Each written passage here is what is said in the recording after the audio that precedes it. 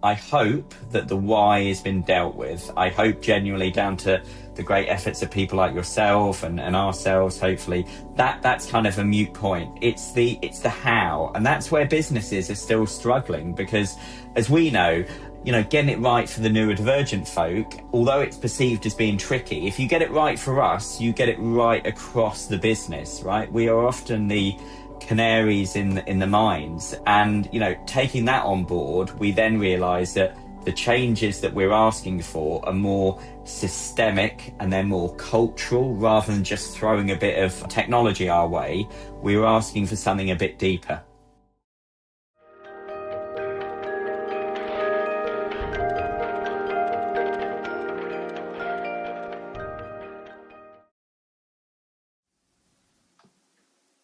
Welcome back to NITW Podcast. I'm Charles Kransberger. I'm joined here with our Associate Director, Sean Gill, as well. We're a team of consultants who are driving neuroinclusive business solutions, and that looks like skill-based hiring, supported onboarding, employee coaching, technology solutions, just to name a few. We're joined today by our guest, Dan Harris. Dan is the founder of Neurodiversity in Business, a UK-based charity with a very similar mission to neurodiversity in the workplace. So, Dan, welcome to the show. Delighted to be here. Thanks for your time. And Dan, for our audience who might not be familiar with your work, get us up to speed. So how did you get involved in this whole neurodiversity in business space? What's your origin story? What are you working on now? And what's your forecast for the next few years? Give us that whole ball of wax if you could. Yeah, happy to. So none of it was planned. I'll say that first, Charles. So I have a 12-year-old non-speaking son who's known as the Joshy man. And we kind of went through the whole diagnosis process and understanding more about autism. And that led me to want to help improve what we're doing in the corporate space for people who are going into the employment cycle. I was doing that for my my business, my consultancy, which is a global consultancy. I won't name them. And I was doing that program internally. But what I increasingly found, Charles, was that we, good people like yourselves and Sean, we couldn't do what we wanted to do on a case-by-case, one-off basis. We needed to get all of these companies together under one kind of tent and catalyze everyone's progress to improve the knowledge sharing. So that's why I set up the charity, and we did that back in 2022. And it's been a wild ride for the last 3 or 4 years. And look, we're gonna get into where we go to next shortly, I'm sure.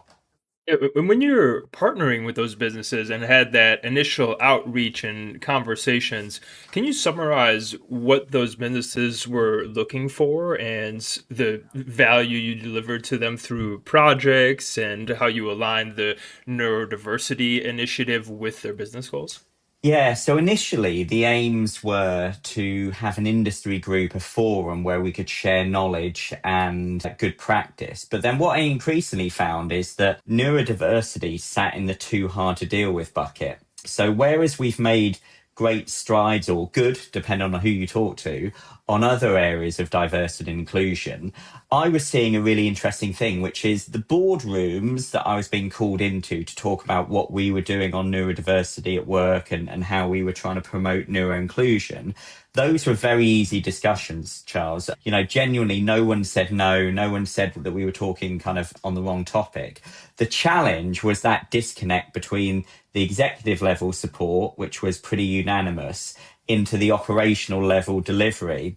And it was viewed that us neurodivergent folk in the workplace are, a little bit tricky to deal with, probably require a little bit outside of the norm. And there wasn't those kind of robust procedures in place to actually, one, understand what the needs of the neurodivergent folk were, but then also two, how the heck do we improve the working environment? So it evolved from being an awareness and catalyzing program into one where actually the value that we see that we're delivering is bringing the insights, not the why anymore.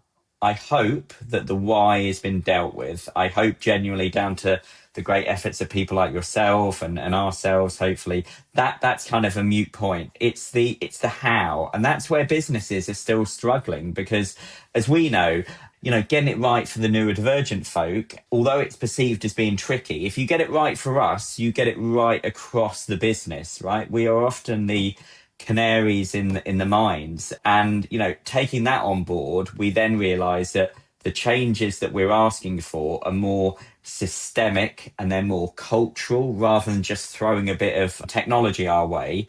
We're asking for something a bit deeper. That and breaking down the why versus the how, like you had mentioned, I think something that we have really admired about your work and what NIB has done in the UK is you've had these great relationships in the boardrooms that you had mentioned with those executive level stakeholders at the companies, as well as with the City of London, like your work with the Lord Mayor's office, and you've had a great top-down conversation about neurodiversity inclusion and what that looks like. And I think so often with the organizations we've been working with, it's been more so the opposite in terms of a bottom-up approach, where maybe an employee resource group might be reaching out to us and might be wanting to start a program, or maybe there is a manager who's a parent of a autistic kiddo and has a passion project in mind. And it's been very interesting to compare and contrast those bottom-up programs versus the top-down initiatives and how that influences the how, as you put it, in terms of do these programs have actual potency and scalability, and are they becoming mainstreamed throughout the organization as defaults, like we're setting this baseline here. So how would you... What's your take on that bottom-up versus top-down approach and what that looks like for a lot of the folks in your network? Yeah, I guess we're quite fortunate in the UK in that we're, an important and well-respected country, no doubt. But equally, we are quite a small geographical country, and we're also very London-centric. So it's very centralised. So actually, it's a lot easier for us to get all of these big companies together in one building than probably you guys in the States, where you're 50 small countries really. So it's more centralized, and there's more of a kind of a direct network effect that you get 50 of these companies and the other 50 want to join immediately. So we're fortunate in that regard. The other thing that I'm quite proud of with the UK is that I genuinely believe the UK is leading the world on neuroinclusion, because the government at the central government level has some really focused activity. I mean, I just sat on the ADHD task force for the NHS, which, that was really important, because as we know with ADHD, there are massive problems around diagnoses, wait times, and then actual improvements for those people. So the fact that the NHS set up a task force is a really positive thing in itself. And also, we've been quite lucky of having some really senior level political support. For example, the Mayor of London has been fantastic on this. So Sadiq Khan, he has sponsored a programme with NIB, which was, we looked at defining a strategy on how London could become the neuro-inclusive capital of the world.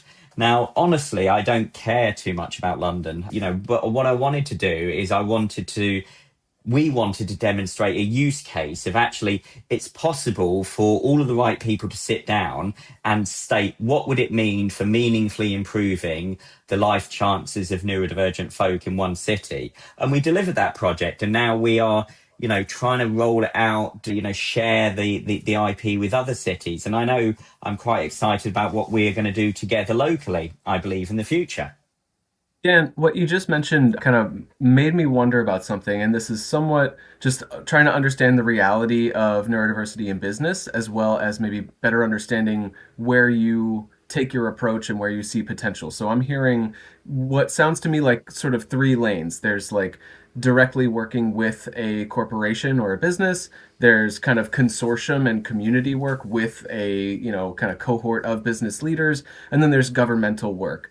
Where you're trying to work on, that side of the equation, whether it's policy or infrastructure, but, collaborating with government bodies. What would you say is the proportion of your efforts divided among those three lanes, or maybe clarify my understanding of those lanes? And then what do you think are the capabilities and how they differ between those three different approaches? Yeah, well, look, I don't think that the solution to what we're asking for, the three of us, which is, neuro inclusion now, I don't think the solution to that is legislation from the government, because we all know number one, how long that takes, and number two, how many holes there'll be in this.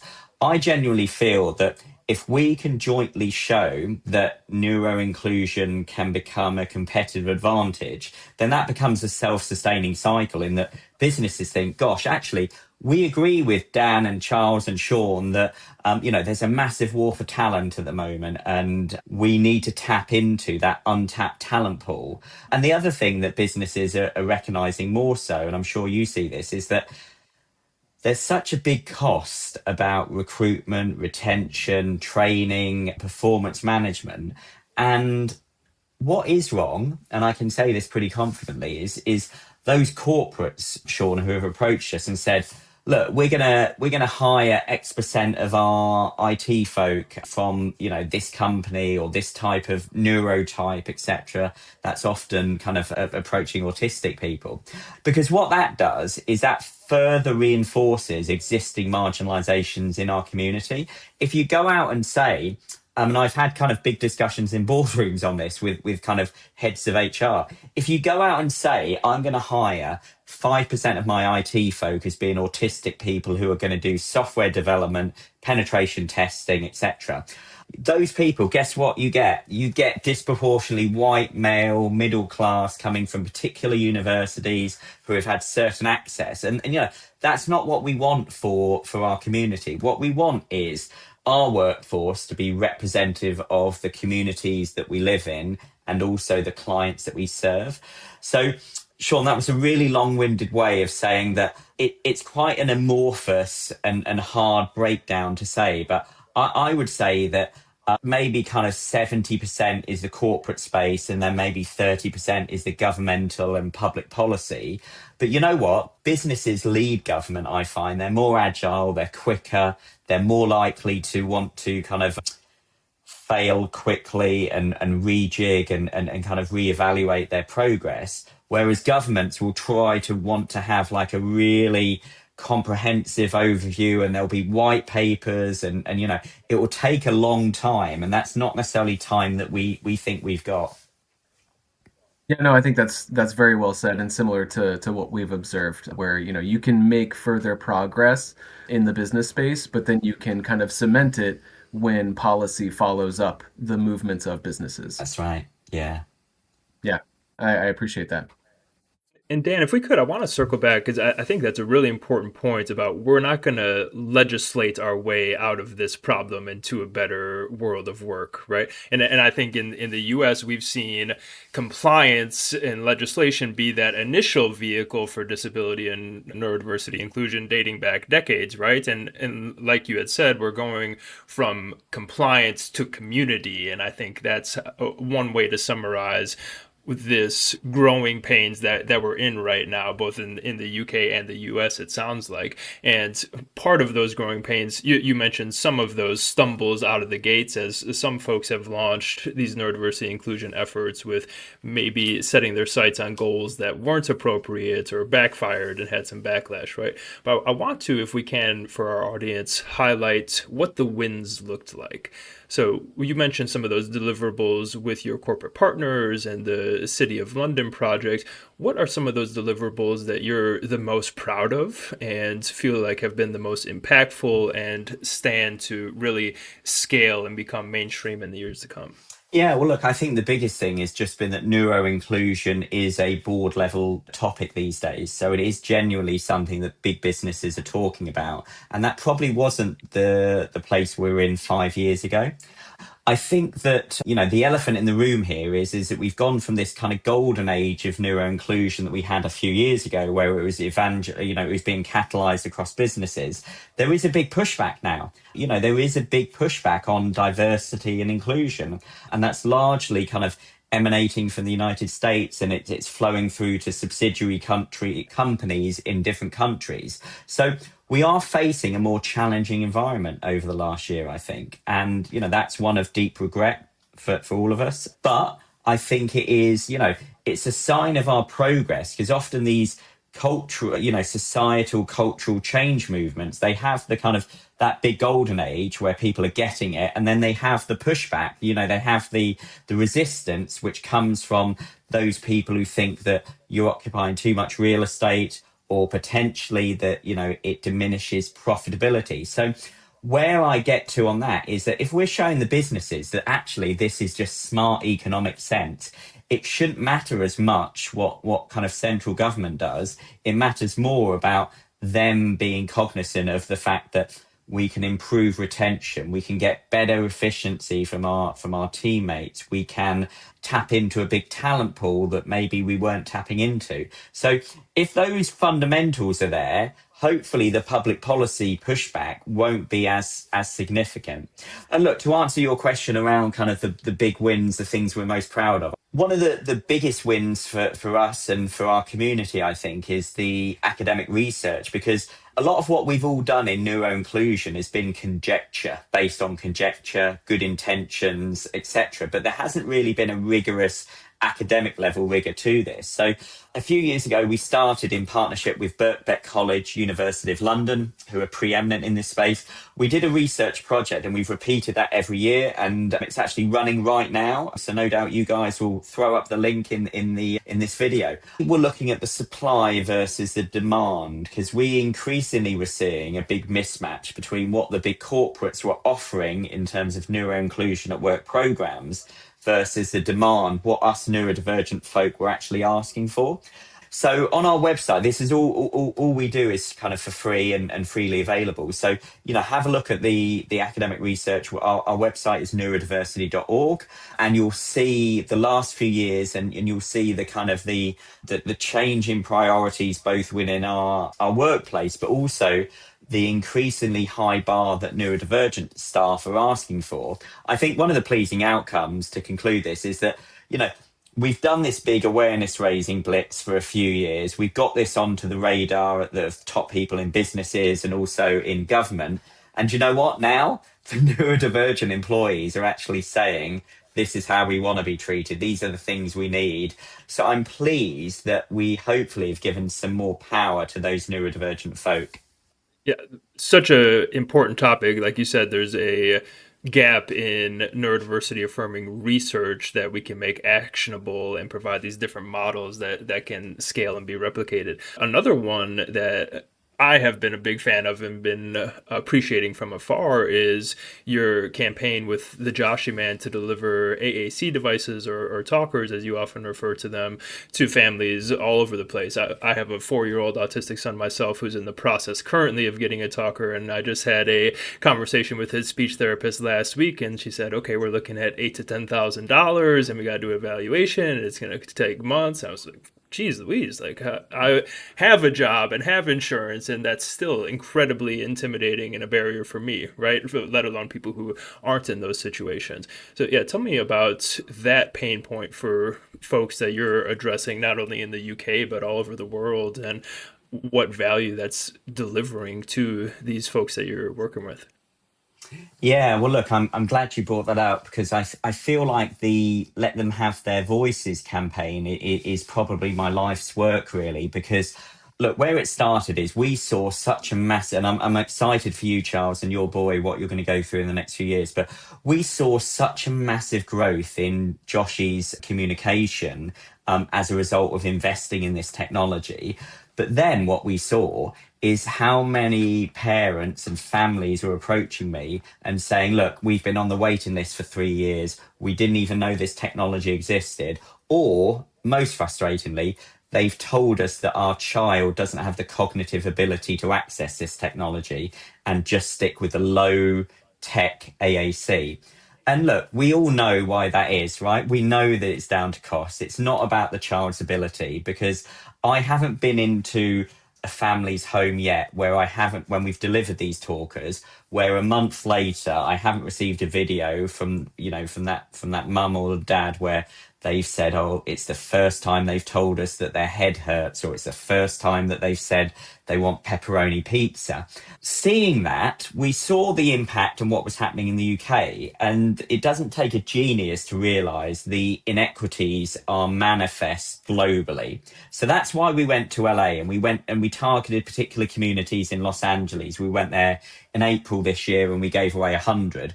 But you know what shook me to the core is then afterwards, when we went to Mexico and when we went to Brazil, there was just such a massive disconnect. You know, some of these parents thought that this stuff was magic, literally, had no idea the children were having these thoughts in their head, didn't know how to access them, and didn't realize that technology could unlock.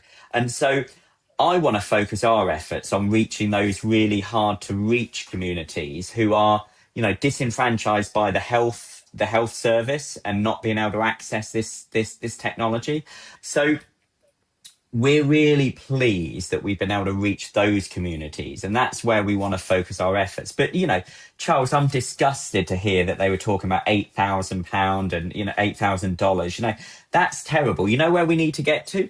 We need to get to a position where AAC is embedded in the operating system of Google and Android and Apple as a default, and it's freely available, and it's not something which is an additional cost to parents. Because look, we when non-speakers are being supported, let's also think about non-hearers. So for deaf people, bless them, you know, they don't get the whole discussion around the technology, etc. It's there, it's developed, it's mature, you know, it's not perfect, and a lot of people have access issues. But you know what? We think for non-speakers, as soon as they are going down that diagnosis route, there should be an effective pathway to giving access to this technology. And let's divorce the notion that these kids should be stuck with little bits of plastic, exchanging cards. You know, that might have been appropriate in the 1980s, but you know what?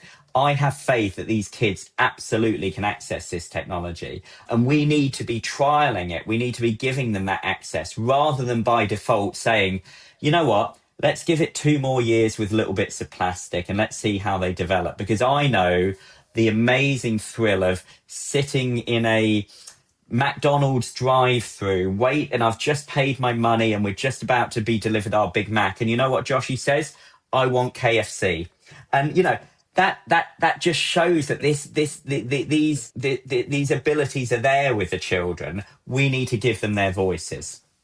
Yeah, I hadn't heard, and I appreciate the parallel you drew with the deaf community, because there's never a question of like, do these individuals have the cognitive potential to, you know, communicate using certain tools? And Right. it's wild to compare how often those expectations are set so low for non-speaking autistic children, despite Right. there being, I mean, countless examples of a simple tool unlocking, you know, somebody's entire personality and being and ability to engage and interact with the people around them. Like, there's so much example and evidence showing the potential there, and it gets still ignored so much of the time. Yeah. And you know what? I won't tell you which university, but we'll be announcing it soon. So a global university who's preeminent are going to be doing some academic research on the efficiency and efficacy of different AAC devices. Because disappointingly, one of the pushbacks I get from health authorities is to say there is no reliable evidence to show that these devices work. And that's just abhorrent to me. You know, there is absolutely, maybe there's not an academic research, but you know what? You go and speak to 100 families and 99 of them will say it's changed their children's lives. So there will be some academic research which we'll be announcing in 2026. And we'd love to have your support as well in the US on getting that as wide as possible.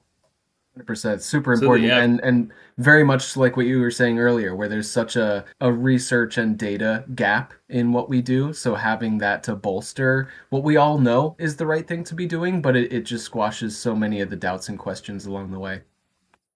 And can I just, before I get off my soapbox, which sometimes I like to stand Please. on, the one final thing I'd say is for governments to really understand this is that you invest in these children early on through early intervention, therapeutic intervention, and through proper technology support, or you pay a disproportionately larger amount for the rest of their life. Because I don't know what it's like in the US, but we have a very short-termist 1 year budget allocation viewpoint.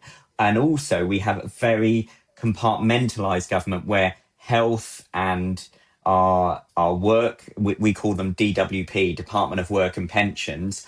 I'm not sure what you call them in the US, but you know, they don't talk and they don't cooperate like we want them to. If you think about the total economic cost of a neurodivergent person to the public purse across their across their lifespan, do we really want to be spending our money on the criminal justice system or additional health costs when they're older because they've not been allowed to, or they've not been supported to talk? Is that where we want to spend our money, or should we be spending it when they are 3, 4, 5, 6 years old and giving them the right support? And I know what families are telling me, and I also think the academic research backs that up. Such an important point. Like, even if this conversation isn't personal to you and you aren't passionate about it like the three of us are, if you're just a taxpayer who wants to focus on your bottom line, this conversation is still for you, right? So yeah, such an important point, Dan. And coming back to the Joshy man, one of the awesome skill sets that we've been keeping our eye on and that you post about regularly as well is his skill set in the culinary world that seems to be emerging, and wondering if that is potentially a lane that he's going to find himself in as he starts to work. And I think an opportunity that we have been pushing for in the US is not only culinary, but more skilled trades more broadly, right? I think a lot of the early players in workplace neurodiversity inclusion efforts were coming from tech and finance. So naturally, that's where a lot of these hiring programs lended themselves to, but such a giant opportunity in those skilled trades. And can you speak about, what that looks like from your perspective? Yeah, look, you're spot on there, Charles, because we've sometimes kind of dealt with what is easiest first. Let's go to the big tech companies and help them with a program around hiring or retention. But the reality is, and I don't know where Joshy Man's going to end up, but a significant part of our population are not going to necessarily enjoy working in an office. They're not going to be in big tech companies or elsewhere. But you know what? There are lots of really fulfilling career opportunities out there. So Joshy, out of the blue, has developed an amazing knack of baking. He loves baking. He will bake hundreds of cakes a week. Now, do we want people and children like Josh, when they become adults, do we want them sitting in their bedroom playing on their Xbox or their iPad, watching television all day? Or do we want them out in community delivering valuable services for our economy? But, also there's an amazing amount of self-worth that you get from your job. I do. People want to be busy, right? I genuinely think people enjoy being busy and helping to change the world. So, why are we not doing more on that, Charles? And I'm really glad that you mentioned that, is that there are lots of other job roles that we are not necessarily thinking about yet. And, one of my biggest wins, Charles, was not getting JP Morgan or Wells Fargo or Amazon or Google to join. It was getting McDonald's to join. I was absolutely thrilled because, a disproportionate amount of us have started our careers in that kind of space when we were younger. And what could it mean if we could actually support those people into a career, those people who are not necessarily going to end up in a consultancy or a big tech company? So you're right. We need to be broad, and we need to be more kind of compassionate to the fact that we're all individuals, and each of us deserve that equal chance. So even if academically we're not attaining and we're not able to necessarily deliver change programs at a big consultancy organization, you know what we can do? We could be the bakers, we could be the restaurant owners, we could be the hairdressers, and all of these are things that would meaningfully improve the life chances of our neurodivergent community. Beautifully said. I think that's a great way to wrap up. You mentioned several opportunities to support what you're doing throughout the episode, between the research, the Let Them Have Their Voices campaign, and so on. We'll definitely make sure to include those links in the show notes. Any other calls to action or ways that our audience can support your work? Yeah, I guess, just follow and support on social media, because that's disproportionately impactful in terms of raising the awareness. And the other thing, and I'd love for you guys to come across from the US, but we have the kind of the biggest global conference every year around neuroinclusion at work. So that's on the 8th of April this year. It's in London, but also we have a remote option. So we have hybrid options as well, which are fully featured. So even if folks can't get across to London on April the 8th, just check out the conference again. It's on our website, neurodiversity.org. And we'd love to have some more US folks there in person, but then also joining us through the hybrid option. Perfect. Yeah, we'll certainly be supporting from our side of the pond. Excellent. Look forward to it. Thanks, Dan.